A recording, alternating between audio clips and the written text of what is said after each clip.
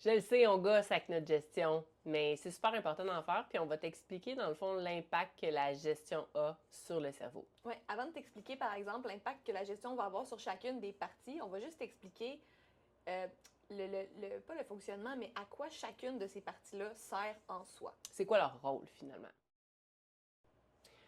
Fait que tu sais, on aime ça les analogies, fait qu'on a décidé qu'on allait te raconter une histoire de bibliothèque. Donc, Exactement. le cerveau, c'est une bibliothèque de souvenirs, Ouais. une bibliothèque D'expérience de vie. d'expérience de vie, c'est ça. Ouais. Donc, dans le cerveau, il y a une zone qu'on appelle l'amygdale, Ouais. qui est un détecteur de danger. Mhm. Puis, quand ce détecteur de danger-là est activé, ben, en fait, il va s'activer quand ton chien va vivre une émotion forte. Qu'elle soit positive ou négative, l'amygdale va s'activer. Puis, elle va venir déposer une étiquette quelconque sur les livres qui vont être classés dans la bibliothèque. Exact. En gros, l'amygdale, c'est quoi? C'est une étiqueteuse. Ouais. Fait que les étiquettes qu'elle peut venir mettre sur tes souvenirs, sur tes livres, finalement, ben elle peut mettre une étiquette qui est haute priorité. Donc ça a beaucoup d'importance. Puis c'est une des premières choses qui va ressortir quand on va essayer d'aller chercher une information dans le cerveau. C'est un petit peu comme les collants coup de cœur Renaud-Bré. OK? Fait que tu arrives à la librairie pour te choisir un livre de fiction. Puis là, tu vois un livre de fiction qui a un collant Renaud-Bré. Ben, crime, celui-là, c'est un coup de cœur. C'est sûrement bon. Je vais prendre celui-là en premier. Ouais. Une autre étiquette que notre étiqueteuse peut poser sur un livre, c'est l'étiquette généralisation facile. Okay? On le sait que le chien, quand il vit des expériences négatives, souvent ça va venir se généraliser. L'exemple, par exemple, d'un chien qui s'est fait attaquer par un chien noir. Au début, il va avoir peur de tous les chiens noirs. Éventuellement, il peut avoir peur de tous les gros chiens. Puis éventuellement, de tous les chiens. Ça, c'est ce qu'on appelle la généralisation. Fait qu'on part de ça ici. Puis éventuellement, ça se généralise, ça se généralise, ça se généralise. On part d'une information qui est très, très précise Ouais. à il y a un élément de l'équation qui est là, bang, l'émotion va être là aussi. Exactement. Fait que quand notre souvenir, notre livre a une étiquette généralisation facile à cause d'une émotion négative, on a beaucoup de chances que cette émotion négative-là se représente dans différentes situations qui ressemblent moindrement à la situation qui était problématique dans les faits. Qui dit bibliothèque dit bibliothécaire.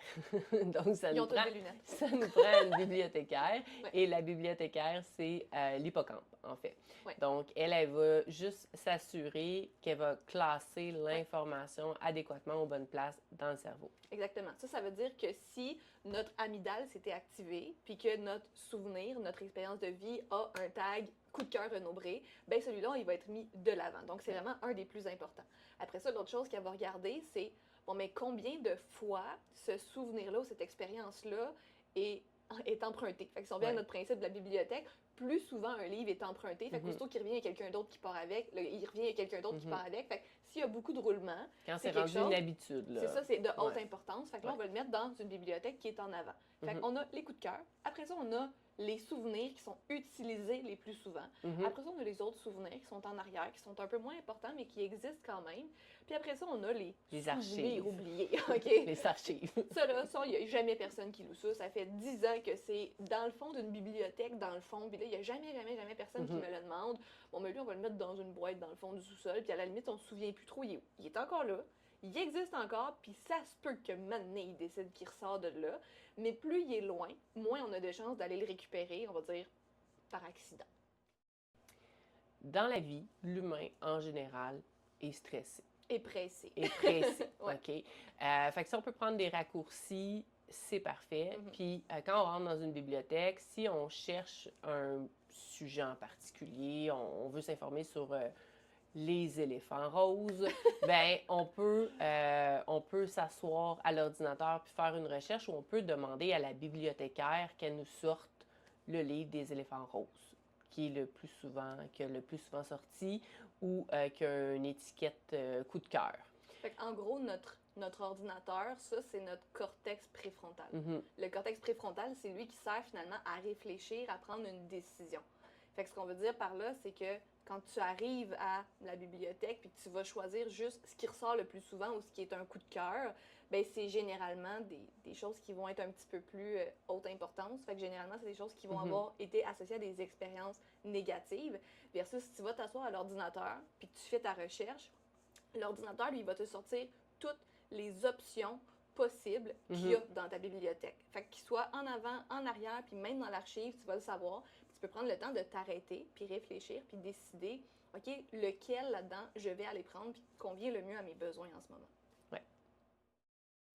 Fait que maintenant que tu as une image mentale du cerveau qui est une bibliothèque, en fait, on va t'expliquer l'impact que la gestion va avoir sur ces différentes sections-là. Oui, en fait, on va t'expliquer très précisément qu'est-ce qui se passe si tu fais de la gestion, mais aussi qu'est-ce qui se passe si tu n'en fais pas. Oui. Fait que si on revient à l'amygdale, qui est notre étiquetteuse de livres, là, qui va mettre des coups de cœur, qui va faire en sorte que l'information va être priorisée ou généralisée, bien, si on met de la gestion, elle s'activera tout simplement pas. Exactement. Dans le fond, elle s'active seulement s'il y a des émotions fortes qui entrent en jeu. Puis le but de la gestion, c'est d'éviter que ces émotions fortes-là se produisent. Puis là, on se rappelle que le stress peut être autant positif que négatif.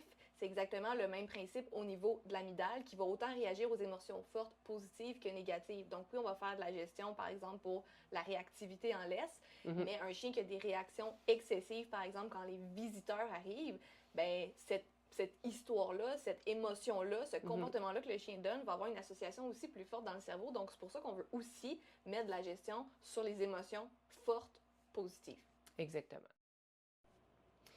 Puis quand on parle de l'hippocampe, donc la bibliothécaire de ta bibliothèque finalement, ce qui va arriver quand on va mettre en place de la gestion, c'est qu'on va empêcher les livres de sortir trop souvent.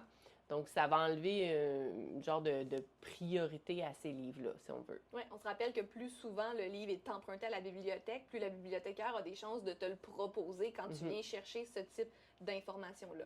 Ça veut dire qu'en arrêtant de répéter, mais ce livre-là, il sort de moins en moins souvent, il va finir classé dans les bibliothèques en arrière, puis éventuellement, il va finir classé dans ton archive. Ouais. Puis ça, c'est vrai autant pour tes émotions négatives, donc les histoires d'horreur que ton chien se raconte, mais c'est autant vrai pour tous les comportements que tu n'aimes pas, que tu veux que ton chien arrête de reproduire. Ouais. Tu veux que ton chien arrête de reproduire un comportement, mais il faut que ce livre-là arrête d'être emprunté constamment. L'autre chose aussi, c'est que oui, tu as un livre, une histoire qui a un tag de priorité plus haut ou plus bas, mais ensuite, tu as des histoires similaires aussi. Fait que si tu as plusieurs histoires d'horreur similaires puis que ta bibliothèque est remplie d'histoires d'horreur, bien, les chances que tu tombes sur une histoire d'horreur sont grandes. Fait qu'en faisant de la gestion, on arrête de mettre des nouveaux livres d'horreur à cet endroit-là. On fait en sorte que les livres d'horreur qui à cet endroit-là sont classés moins haute priorité, ils vont finir dans les bibliothèques qui sont plus derrière, puis on espère qu'à un moment donné, ça finisse dans l'archive. Puis il y a aussi le fait qu'en parallèle, veut pas, on va raconter des histoires positives aux chiens. Fait qu'on va remplir la bibliothèque d'en avant d'histoires positives pour éviter que la bibliothécaire tombe sur une histoire négative puis qu'elle te l'envoie quand tu lui demandes une information. Oui, parce que la gestion, c'est une stratégie, hein? C'est pas la seule stratégie qu'on va utiliser. Mais là, c'est de la gestion qu'on vous parle. Fait que là, on vous parle principalement de ça, mais en effet. Puis la dernière partie, c'est le cortex préfrontal. Donc, dans le fond, quand on va faire de la gestion, on va minimiser le stress que ton chien va vivre dans son quotidien. Fait que parce qu'il est moins stressé, il va avoir le temps de s'asseoir à l'ordinateur et de faire des recherches. Oui, exact. On veut juste que le chien, comme il prenne le temps de réfléchir. Parce qu'on se rappelle que si on rentre à la bibliothèque puis qu'on est pressé parce qu'on a un rendez-vous dans 10 minutes, on va demander à la bibliothécaire, elle va nous donner le livre le plus proche, qui est le plus important, qui sort le plus souvent, qui est probablement quelque chose qu'on ne veut pas. Versus, si j'ai le temps, je suis relax, je rentre, je m'assois à mon ordinateur, je fais mes recherches, je prends le temps d'analyser. Fait qu'en faisant de la gestion, on permet à ton chien de s'arrêter et de réfléchir pour aller piger dans tout ce qu'il connaît. Dans le fond, on le sort de son pilote automatique. C'est ça. Puis veut pas, comme Sandra a mentionné tantôt, la gestion, c'est une des stratégies. On fait autre chose en parallèle. Fait que tout ce que tu fais comme jeu avec ton chien pour développer des aptitudes, pour développer des nouvelles habitudes, des nouveaux réflexes, etc., c'est toutes des choses qui existent en ce moment, mais qui sont malheureusement pas classées comme étant prioritaires pour là. Mais si le chien a le temps de s'arrêter et prendre le temps de réfléchir, les chances qu'il te ressorte ça sont beaucoup plus grandes. Tu peux mettre de la valeur là-dessus. Là, on va augmenter l'émotion positive qu'il y a par rapport à ça aussi parce que c'est par le jeu, etc. On va augmenter la priorité. Éventuellement, la bibliothèque va se remplir de ça. Puis tout ce qui est négatif va se ramasser en arrière. Fait que tu l'auras compris, hein, si tu fais pas de gestion, ben c'est le chaos dans la bibliothèque. On peut dire ça comme ça. Dans le fond, ce qui va se passer, c'est que dans le fond, ce que tu vas avoir de plus accessible dans ta bibliothèque, qui va être emprunté le plus souvent ou qui va avoir des étiquettes coup de cœur, c'est toutes des affaires que tu veux pas, que t'aimes pas, soit des réactions excessives ou des comportements que t'aimes pas. Puis en plus, tu vas avoir un chien qui est dans un mauvais état d'esprit, qui est stressé, donc qui prendra pas le temps de s'asseoir à l'ordinateur, puis qui va toujours ramasser dans ces bibliothèques-là qui sont à l'avant, qui sont facilement accessibles. Fait que les chances que ton chien vienne piger quelque chose que t'aimes là-dedans ou quelque chose qui est approprié, ça devient très faible quand tu fais pas ta gestion.